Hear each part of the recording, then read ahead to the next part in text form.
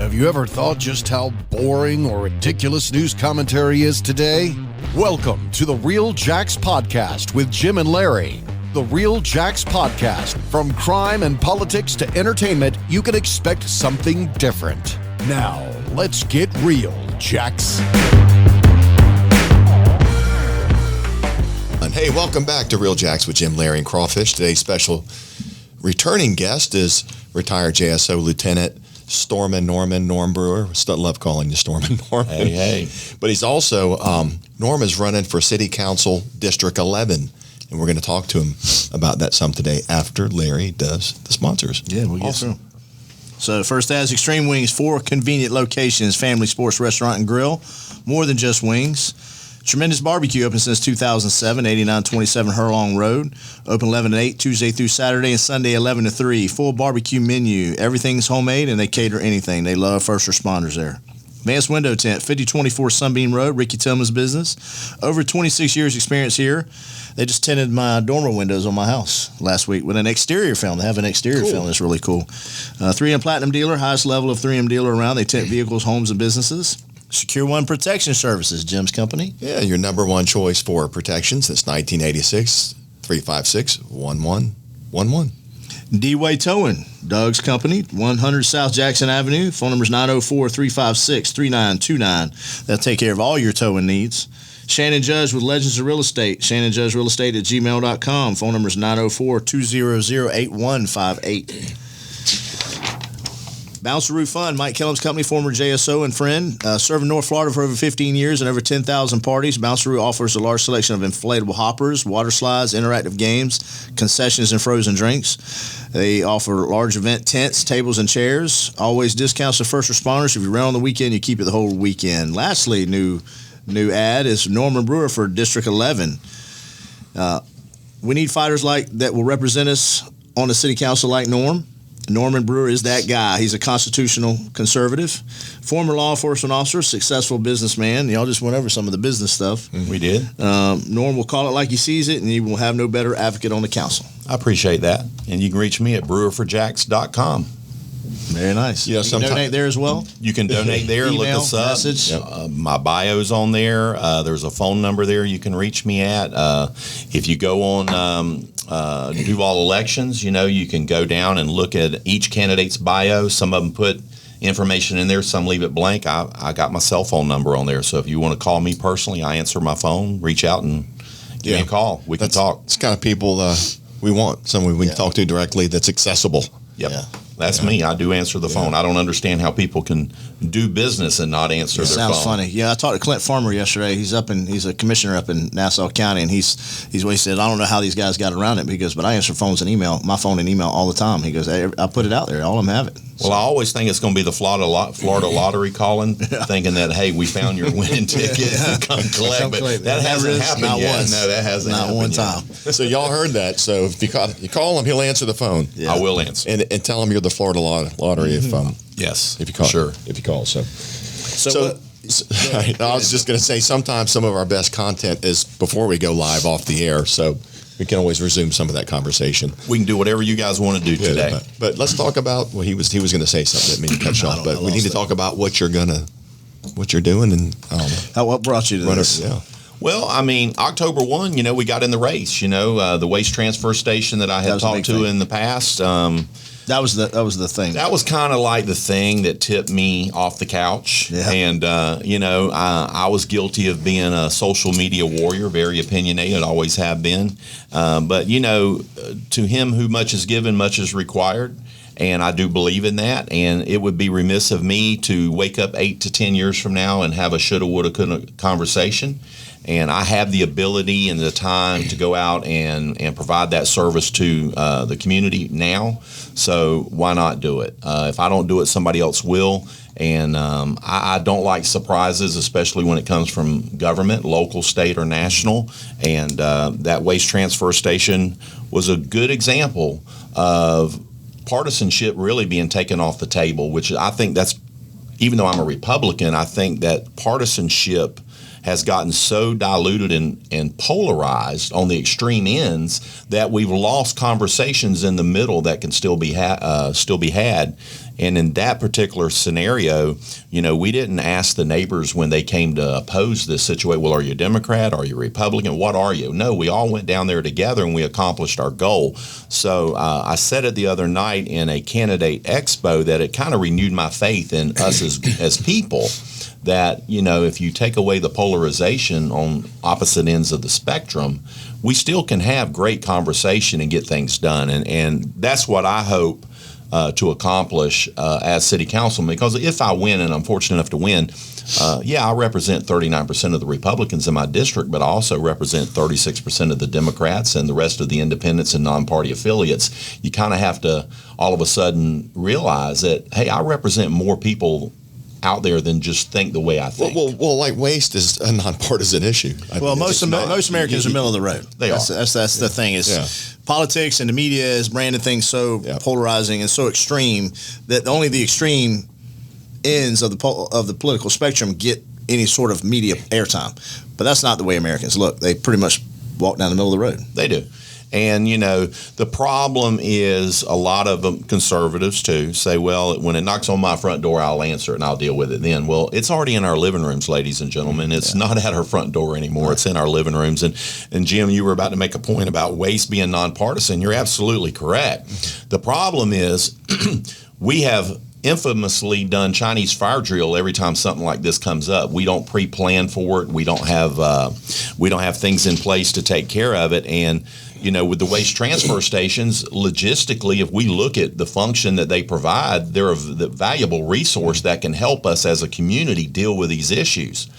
But that doesn't mean we do a knee-jerk reaction, slamming a square peg in a round hole and just go stick it on 20 acres because it's available next to churches, schools, communities, without any recourse on what adverse impact the impact that's going to have on the neighborhood. And beyond health, there. There's studies through EPA that suggest if you live within a 4-mile radius of one of these facilities, you're going to lose 10 to 12% of your home value. And guess what? That's for Democrats, Republicans, and independents. So when I go out there and I wave that flag, yes, I'm Republican by choice. But I'm for the people. I'm for what's right for our overall community, which is inclusive of everybody. Now, there are certain topics or subject matter that I'm going to lean more right on, and I'm not going to waver on. I'll give you an example. The requirement to have an ID to vote. For me, that's not even a debatable issue. It's a common sense issue. But you have some Democrats out there and people to the left that basically, if you show up in the country one day, however you get here, you should have the privilege of going and voting. I totally disagree with that. So there are a lot of things that I will not compromise on. Public safety. Yep. You don't spend more money than you bring in. And you got to spend your money. We as elected officials should be stewards of our taxpayers' money. And too many times we hear the stories, in the midnight hour of the meetings where things get passed, and it upsets people. And I don't subscribe to those magazines, so I don't read into that very well. Well, Norm, we know you're running for office, so now's a good time to talk about some issues that need to be addressed. And this has been a hot topic for me, and I was actually looking forward to talking to you about this. And we've kind of touched on this in the past.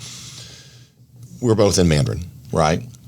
And Mandarin, the company, is it Waste Management?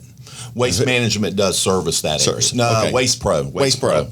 I know there's like 3 or 4 different ones, right. So it's Waste Pro. Is no longer picking up recycle separately from garbage. It's all one now. Right. And I'm a big recycler. So even though I'm Republican, I'm very green. So I guess that makes me kind of a middle of the road guy, because I'm very concerned about the environment, and I don't like seeing plastic and bottles and things that can be reused dumped into the garbage dump. So being the big recycler I am, I would say literally 90% of my waste goes into, I've got 2 recycle containers. I called them and said, bring me an extra one, because we recycle everything.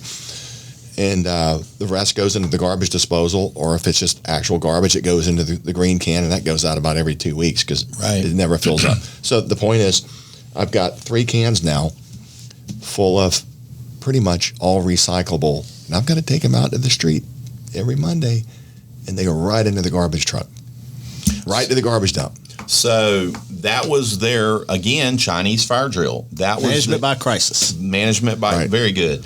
That was their reaction to this. And and it's funny, I was actually privileged to be standing in a conversation where a current councilman was having a conversation with Waste Management and said, do you not understand that plan just doubled the labor of picking up garbage? Yeah. Because to your point, even if you weren't just putting recycle still in the recycle, they've made it available now to where you can actually put household garbage in a recycle. Mm-hmm. They'll pick it up and take it to Trail Ridge. And the flip side of that is the mayor had tried to do recycle drop-off points, okay, and you've seen it on the news or maybe in the newspaper where these people, you go out there and you got 4 dumpsters and then you got 14 piles of stuff 8 feet. Yeah. It's ridiculous. Yeah. It's a dump site in and of itself. Yeah, right. The problem is, and I heard this the other day, Lenny Curry did with another great idea. well, the problem is, and I heard this the other day. I didn't. You didn't bite on it at all. Nibble, did I? Go ahead. You did make the cork bottle. I just didn't I know. nibble. Anyway, the problem with that is under their protocol that if they go out there and that recycled dumpster has one bag of household garbage, the whole dumpster now has to go to Trail Ridge versus to a recycling place, which. Let's just be real. I mean, that's probably every single one of them. Are they looking that closely? Is there somebody really looking that closely? Probably not. Yeah. But that is their policy now as it pertains to recycle locations, that if household garbage is found in one bag within that dumpster, it's not taken to a recycle location. And we know what household garbage looks like. You start dumping recycles into a landfill, that thing's going to fill up really fast. That Really stuff doesn't fast. compact that easily. Household garbage compacts pretty easily. It's mush, it's bags, whatever, food soiled on them or whatever. But you put big containers of plastic and glass and cans and stuff in there, you can only compact that stuff so far. That landfill. What about all the fees we're paying? Yeah. I mean, that's And the kind of an fees, issue with that, right? I think there's some people on the council right now that wants to do rebates or credits, and I think they're starting to talk about that. I think I heard Al Farrar's talk about that, and I think you may see some pickup of that if this thing prolongs itself. I don't think we as a community should be paying for services that we're not getting. I understand it may be management by crises, but look at COVID. We've been managing that crisis now for how many years? Yeah. I mean, we cannot be having this same conversation 3 years from now. Well, let me ask you this. Maybe it's a bigger picture thing. I was told that a lot of our recycles were shipped to China. They were taking them years ago because they were taking that material to make new material, and they have ceased. And since they have ceased taking our recycles, we don't have the ability to recycle it all or send it to. There's not enough, I guess, plastic and glass manufacturers in the U.S. to take all these recycles and reuse them and turn them back into new products. So is that part of the problem that It could be. we don't I have had any? not heard that. Nobody's taking it. Yeah, it very well could be. We need to have alternative packaging options, I think. And you're going to, we hear it every 4 years about green energy this and green energy that, and then you don't hear about it for 4 more years. Milk still comes in a plastic carton. I mean, Yeah. I'm going to take a swing at Amazon, one of the biggest liberals on the planet, Jeff Bezos. Man, not only does he have 1 billion trucks driving around pumping out carbon emissions now on top of all the UPS and FedEx and other trucks that could have delivered his products, the boxes, man, are piling up. Oh, I know. You order They come stuff to from my house. Amazon, you have these gigantic boxes, and they're not taking them back. You got to dispose of them. Where are they going? They're going right out to my garbage because I can't recycle them. And I have huge pieces of cardboard I've got to dispose of. And We do it at the house as well. it's a problem, man. I mean, we're going to start burning this stuff in our backyard. They overfill my garbage cans now. Well, there are incinerator type facilities that are used in other areas where they do incinerate garbage. Now, what the emissions on that is, I'd have to do more homework on that to see what the negative impact on air quality is. But let me tell you how I see Jacksonville. If you read, I think it was Forbes a couple weeks ago, We're the second largest growing real estate market behind Tampa in the United States. Okay, we have, I think somebody said the other night, 3,500 to 45 new homeowners per month coming into this city. Is that Duval, or is Duval. that Duval. outside of Duval? Is That's that Northeast Duval. Florida? Yeah. So just Duval. So that doesn't include St. John's, which is really growing. No, most of the people Or Nassau. Well, if you can find a house, most of the people and a lot of people in Jacksonville are selling to get out. The problem is, I mean, I Googled the other day just in my district or my zip code, $500,000 home, which is an average home anymore. I mean, a little above average maybe home, 2,500 square feet, 4-bedroom, 3-car garage with a pool. How many do you think were available? Zero. Yeah. The hottest inventory is market not right there. Yeah. So what we do is now we're going into more high density residences where you're building vertical, and that creates problems of its own. More traffic. And I don't. I'll tell you who's going to make a lot of money over the next 10 years, and that's the developer that knows how to go into these vacant big box opportunities that are never going to be filled again, because big box has figured out they don't have to pay $20,000 and $30,000 a month rental space for their employees. The old brick and mortar. That's right. Where they can go in there and flip these big boxes into residences and office complexes and stuff like that for small business. You ride around right now and you look, there's Office Everywhere. Maxes that's closed. Everywhere. Department stores that's closed. They're everywhere. Well, they tried to do that with the Kmart in Neptune Beach, which is kind of at the end of Atlantic Boulevard and 3rd Street. That whole plaza there is almost empty. What about Sunbeam in San Jose? Wasn't that an old Kmart there? Yeah. But, still vacant. But you know why it never happened? They were going to turn that into a multi-use, so it's going to be mostly residential, and then they were going to have shops in there, which would help the mom and pop businesses. Right. So you can walk from your apartment or condo or whatever it was going to be and get some ice cream or whatever. Who killed it? The residents. Yeah. The residents killed it. Well, so residents in Jacksonville are fed up with the growth and unchecked growth and no available infrastructure to be able to So handle now we the got traffic. this. We still got this. You're right. So it would have increased density for sure, and which would have increased traffic, and the traffic would have been crazy over there, even crazier. But we still have this big empty building sitting there. That's a huge eyesore. This big gigantic empty parking lot with impervious surface still, and doing nothing. Well, if we're going to give incentives to creating stormwater. First let me back up. I do believe that our economy, both local, state, and nationally, thrives on growth. So goes growth, so goes our economy. Gotta happen, yeah. Whether it be construction, transportation, everything thrives on us growing as a community. Now, how we manage that growth and how we attack that growth is different. If you've got an option of a vacant lot over here of 20 acres to go build a high-density residential place, and then two blocks up the street, you've got 3 big box buildings that's going to remain sitting there vacant. That's a conversation that needs to be had to incentivize those developers not to go dig new holes, but to go mow down trees. There you go. When we've already got and I do go to these CPAC meetings where where they go through land use and zoning, and it's like a subcommittee, and then they give a report for city council, and I kind of hear some of the developers and even the residents' requests for addendums or changes, to setbacks and things like this. And I got news for you. Right now, with the demand for housing, it will continue. It will become more high density. I personally would like to see incentives given to these developers to go into these big box areas if we can pull this off. And instead of breaking new ground, let's go back in and renovate what's already there and not leave it vacant and get some actual utility out of it. Great idea. Well, Jacksonville's losing what made Jacksonville attractive, and that's, it's a big town with a small town feel, and you're just going to saturate it with homes and high density housing, apartment buildings. Yeah. It's going to lose what Jacksonville made it. And at some point you can only build so much. Right. Well, we're way reach past the maximum boundaries capacity. of Duval. St. John's is busting at the seams. Clay, Nassau. You're not even looking at Clay Common anymore. You're looking at the expressway going in over there at Green Cove. If you'd have bought a house or a property in Green Cove 5-10 years ago, you're going to double your money in the next few years because all the infrastructure is heading that way. It has no choice but to go that way.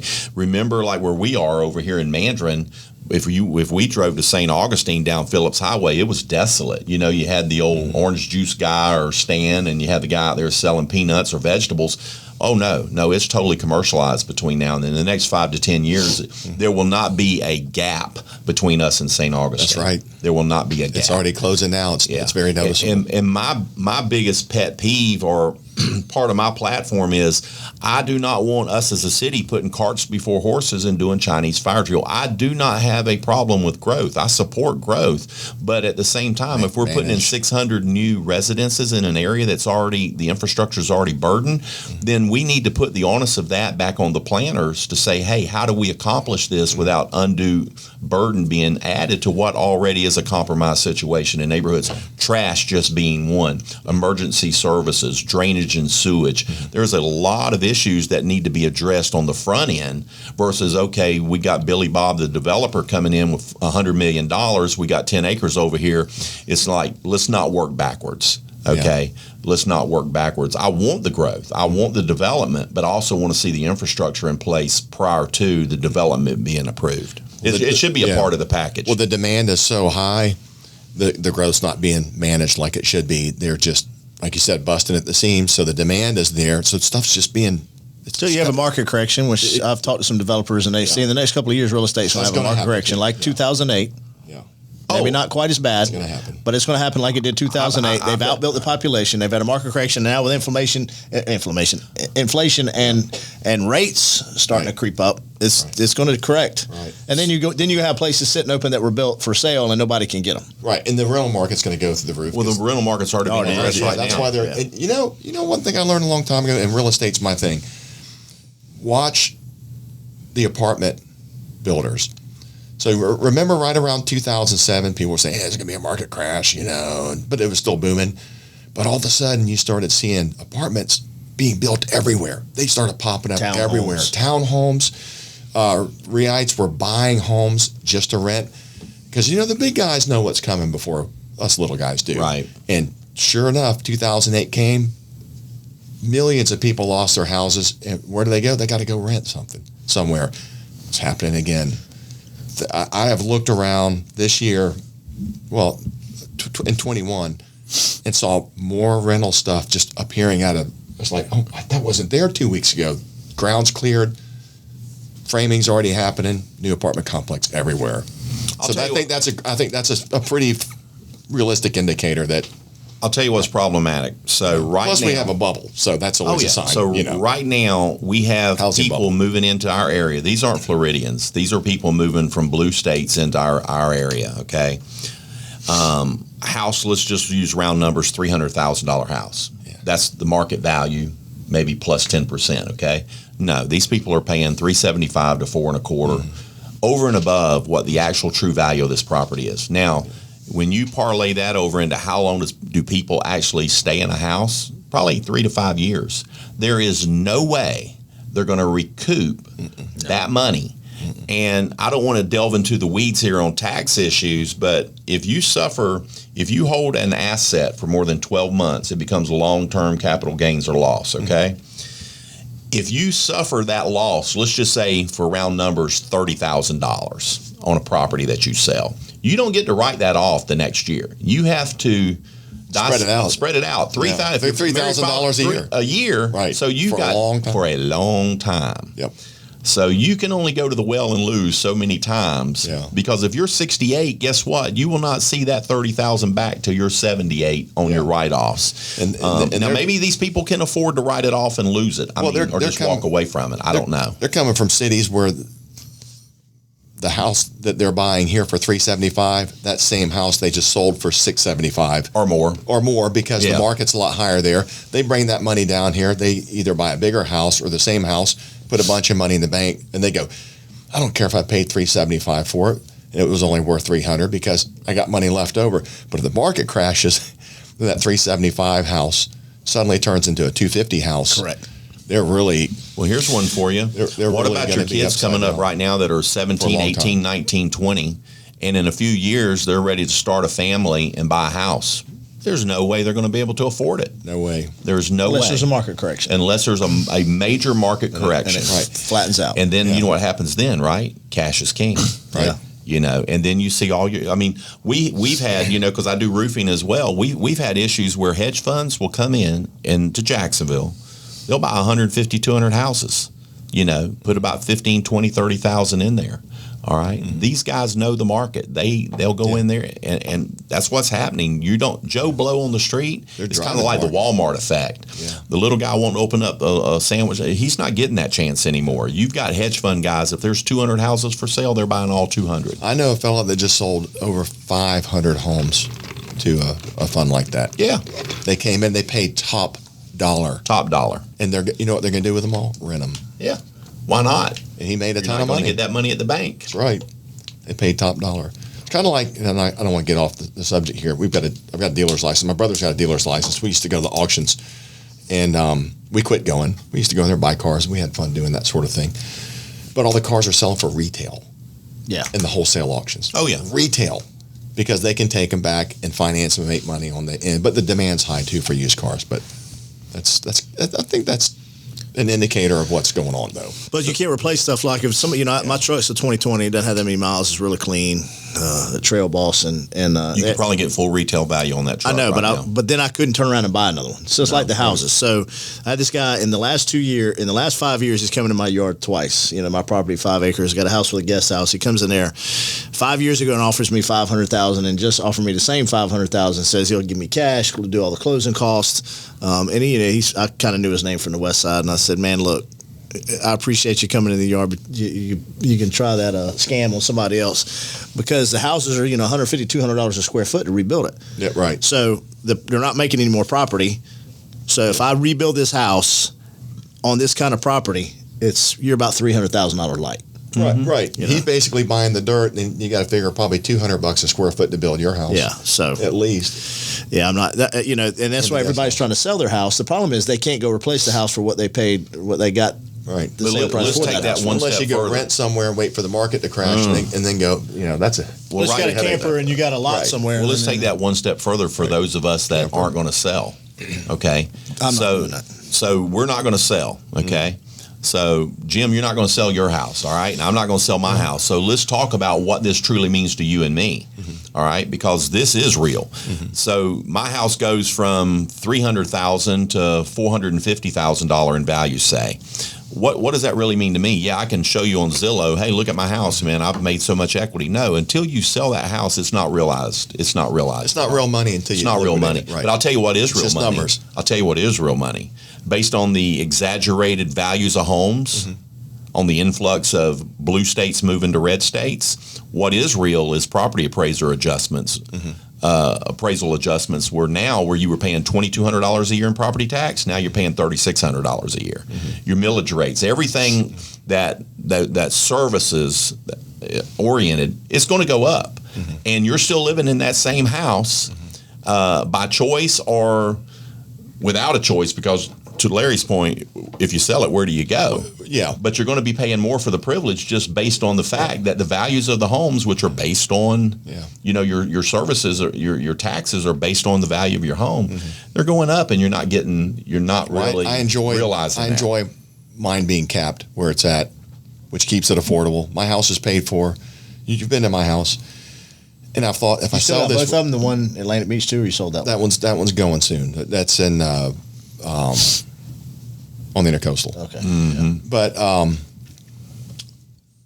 for what I can stand, so I could get probably a lot of money for my house right now because the market's so high. But then I've still got to find a place to live, unless, like Larry said, I'm going to go live in a camper or something. Exactly. And if I go buy another house, I'm going to have huge property taxes because I'm going to buy another. It's all relative at that point. It's all relative. But if I stay in my house and the market drops and my house is worth less in 5 years, I've still got my house to enjoy. I've got a wonderful house, so it's worth less money, but I get to stay there. I don't move. I'm not buying another place. My taxes are going to stay the same. They might even go down if the market value drops.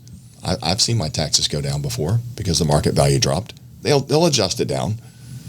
They hate doing it. But. So what this conversation really does for me is, in the position that I'm trying to acquire as a city councilman, these are going to be the conversations that need to take place. These are the real conversations. These are the real conversations over the growth of this area for the next 8 to 10 years.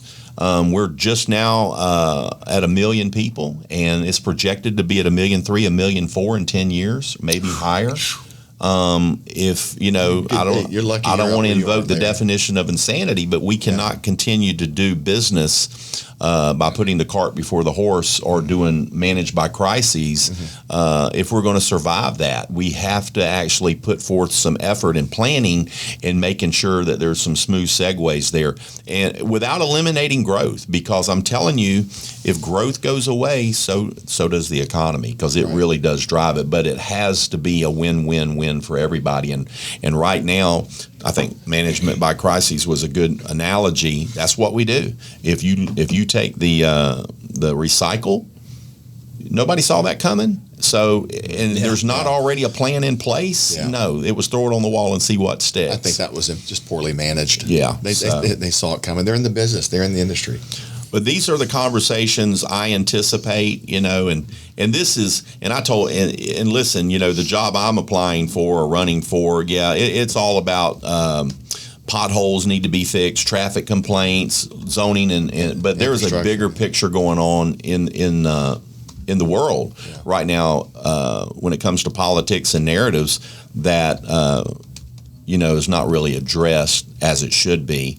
There is an ideology warfare that is being put out there, and it's polarized on the ends. And again, the people in the middle on both sides are left without a voice, and I think that's a problem.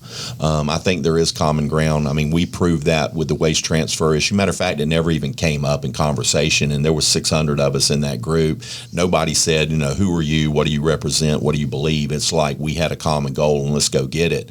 And I would like to see that come back to government, to where we all sit down and we work for the common good of the people. And right now there's so much disparity between parties and ideologies that it's killing things us. Aren't getting done that need to get done. It's not getting done. And listen, I don't have a problem with the guy on the left having his dug in on certain issues, and he's not going to waver. I get that, because I'm the same way. Yeah. But I do know that trash for everybody. Yeah, but when it affects everybody, we need to sit down and have those conversations and work it out. I agree. Well, when you said they didn't see that coming, you're talking about city officials, city councilmen. Talking about those people. Well, let's start with who runs it. I'm talking about waste. I'm talking about the people that run the waste issue. Yeah, they're getting paid. I mean, yeah, they get paid under contract. Damn good money. Well, those two. Now the contract issue. Yeah. This was not indicative of just Jacksonville. This thing was going on nationwide. Right. And a lot of local municipalities were suing these guys and fining these guys for not getting it done. Now, they do have a valid argument to a point, but at the end of the day, they're also contracted to do a job and provide a service. And they couldn't find trash, city trash, not vendors. City trash couldn't hire drivers. Couldn't hire them. Oh yeah, that's a whole other issue. Couldn't keep them. But they used to be able to keep city drivers. But I proposed to city councilman and the head of our city waste, that in the interim, especially with recycle and yard waste, I brought this. I had a guy. He does storm restoration. When hurricanes hit, he had crew down in Fort Pierce, Florida. They didn't want to go to the Panhandle in Louisiana and work over there, but they would have come up here for 3 weeks, and put the fire out. In other words, brought everything back up to par, got all the yard waste and all the stuff off the street. And then I don't think that came to fruition because of, do we use them because they're not a qualified vendor? Listen. Sub it out through a qualified vendor. I don't want to hear the rhetoric and the bureaucracy and the red tape. Find out a way to get it done. Don't tell me you can't. Find out a way to get it done. And if it means you got Waste Pro, Waste Management, and Meridian as qualified vendors, subcontracting for each other, you go. Whatever. And if it's for 3 weeks, 3 months, whatever, at the end of the day, get the job done, and don't tell me why you can't do it. If they're making money off each other, they don't care. Yeah. So, but I was going to say, the average citizen, they don't care as long as whatever they put out at the street disappears. That's all. A lot of people don't care as long as you're paying the city to haul off my garbage, my waste.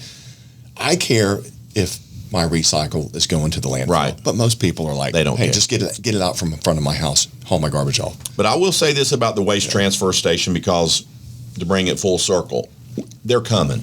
They're not just coming to Mandarin. They're coming to every part of this city, and they should. after due diligence is done, planning is put forth a doable effort, and we're not putting them on top of neighborhoods, parks, and schools. We're the biggest city land-wise in the United States. Figure out a way to find 10 to 15 acres strategically located that's not going to impede or adversely affect what is already there in terms of neighborhoods, and get it done. Well, one of the problems is that waste transfer station needs to be pretty relatively local to the area it's servicing, or it's not going to be a really functional transfer station. And so that property, a parcel that big, it's got to be pretty close to the developed areas. Very expensive property right now. Very expensive property. To turn into a waste transfer station. And the other part of that is there was a stipend in there to where it wasn't going to be just Duval waste going in there. They could actually contract with St. Johns County if they had overflow. Okay, I've got a problem with that. If we're already having because the tax bases aren't connected. Yeah, right. I mean, so you're going to allow them.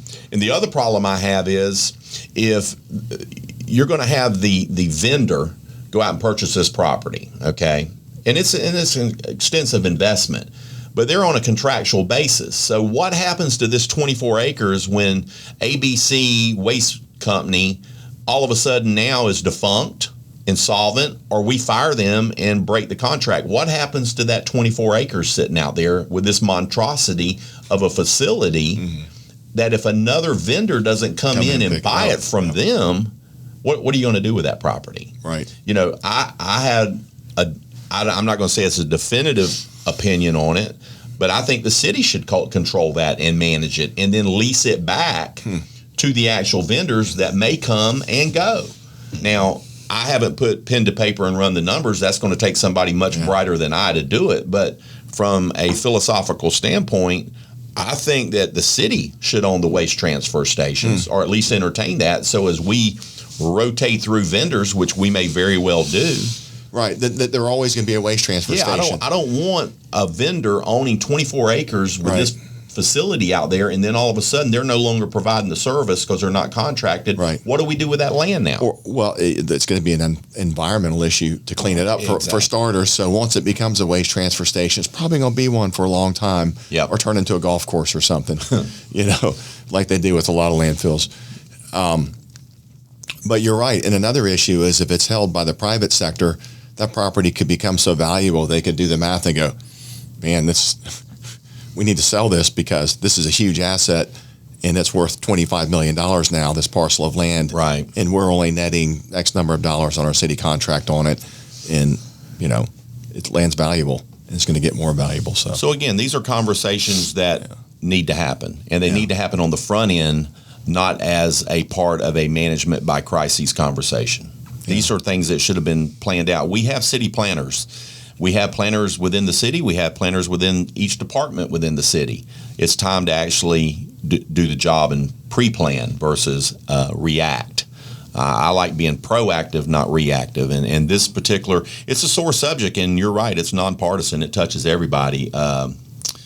It's got to be dealt with in a proactive manner, not in a reactive manner. So Crawfish is putting some stuff up on the screen. Viewers can't see it, or listeners, but it's the first sentence is many area neighborhoods in Jacksonville have experienced problems with trash pickup since the beginning of the coronavirus pandemic. So I think that goes back to our drivers, lack of drivers and things like that. They got 10 openings right now. Solid waste workers make $34,300. They've given them raises while drivers make $39,500. Of course, the problem with that is they were in that city pension, and now they can go. They just chase $1 because they didn't have the city pension and we had a 401k, so they can go to any other waste company, and if the waste company's paying them $1 more an hour, they're going to go there. So.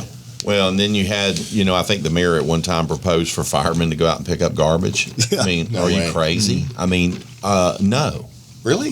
Was that serious? Oh, yeah. I think that I don't know. While trucks are I don't know if it was garbage. It might have been yard waste or something, but there was a proposal out there for that. I mean, if I was a fireman, I'd be like, "Are you?" No. I'd be pissed off. I'd be not. That's not part of my job. They're probably going to pay them overtime. Not what I signed up rate, which is driving the overtime rates up for the city. This problem, and I hear everybody screaming. I go to the meetings, I hear it, and I hear the responses. I can tell you, it is not.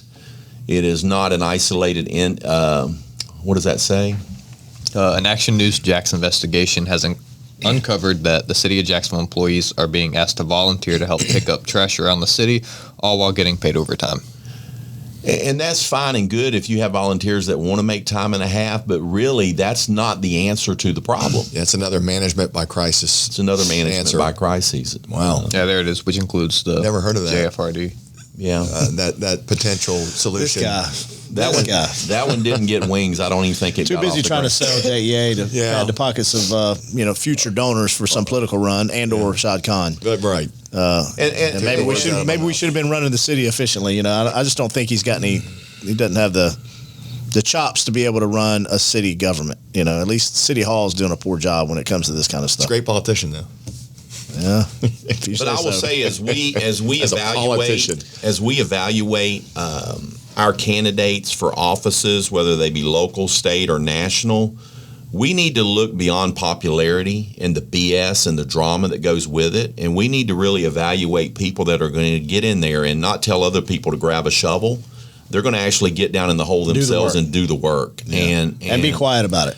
Yeah, I mean, Just do the job. Yeah, have you ever seen these guys that go and give $100 to a waitress at a restaurant, and first thing they want to do is take a picture of everything and put it on Facebook and blow themselves up? You just defeated the whole purpose with me of even giving them just give them the $100 and go about your day.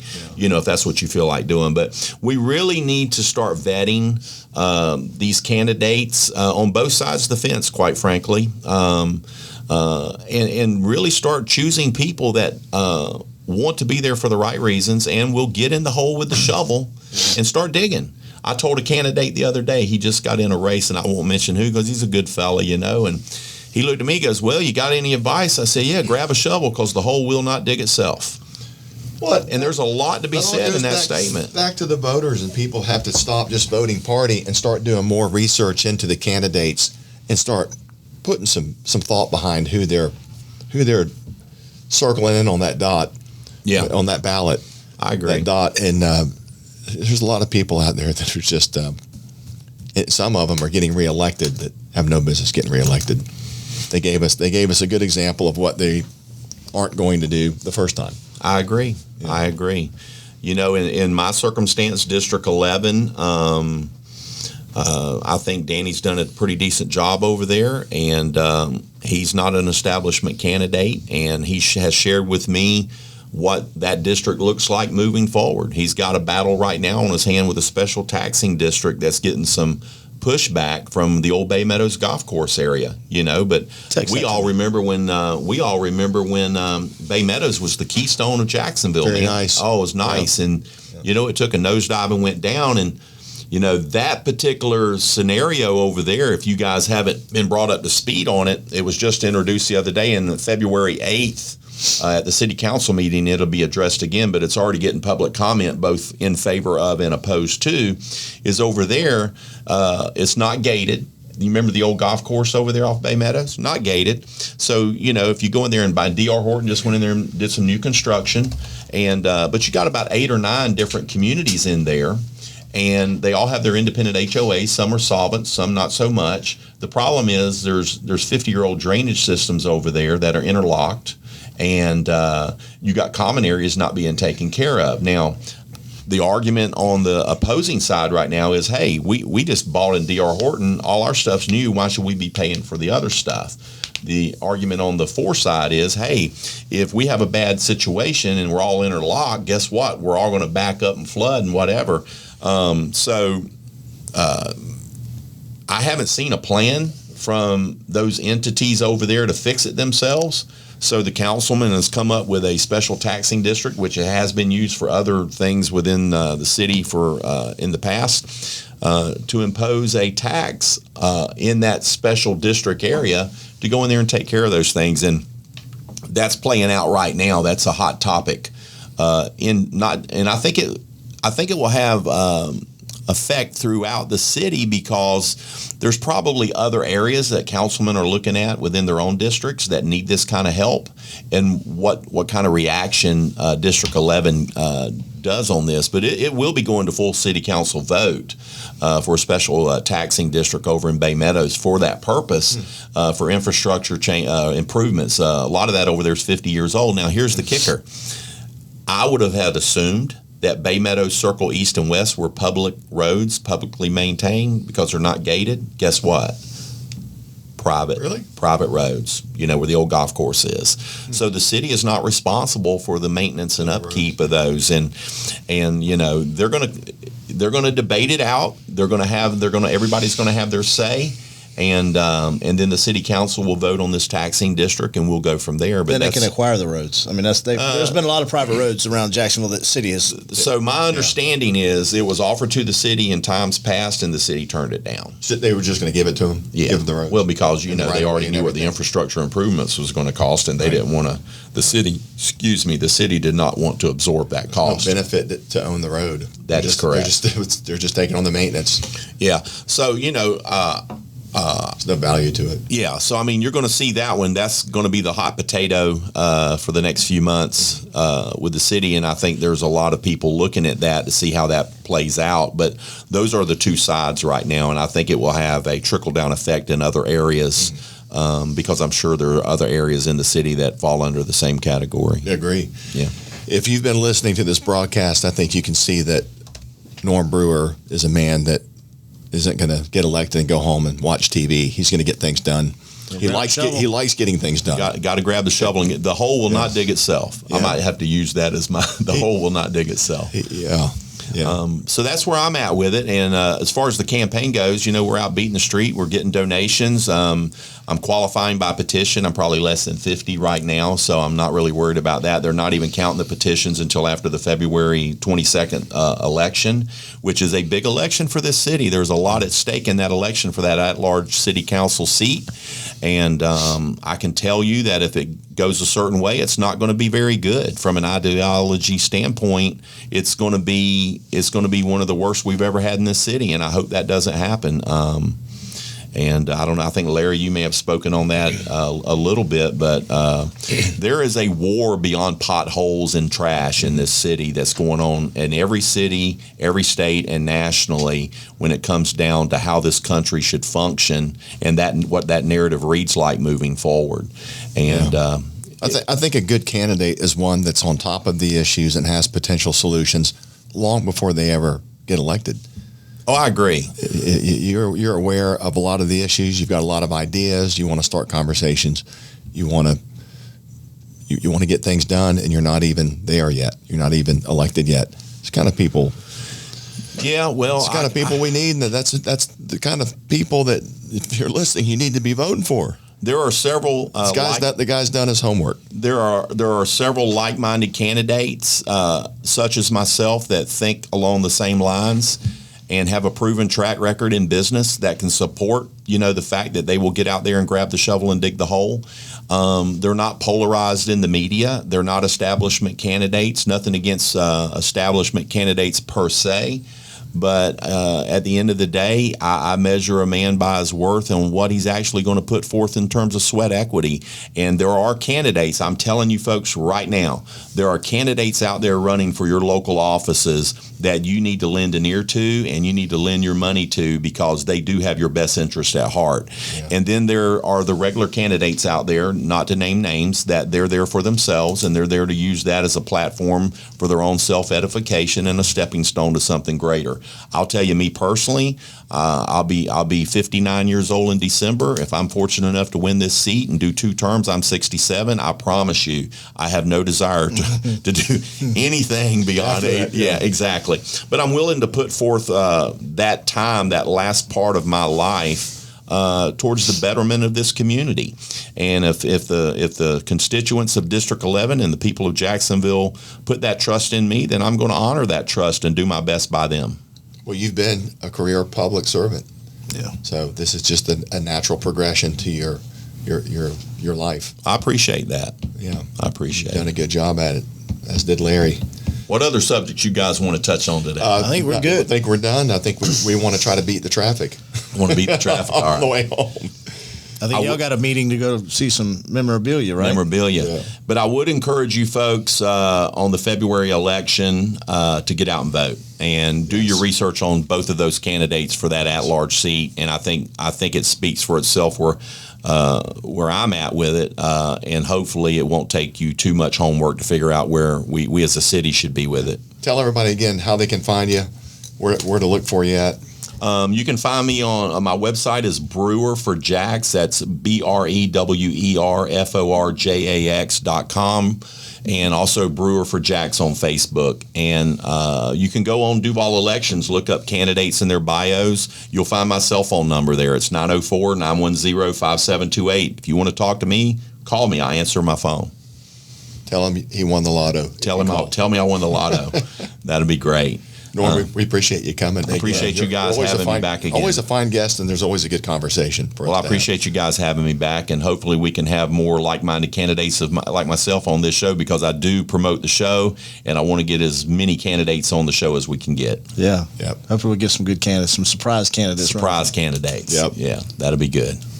And thank everybody out there for listening to me today. Yep. We appreciate you coming. All right. Okay, that was Real Jacks with Jim, Larry, and Crawfish. Special returning guest, candidate for City Council District 11, Norm Brewer.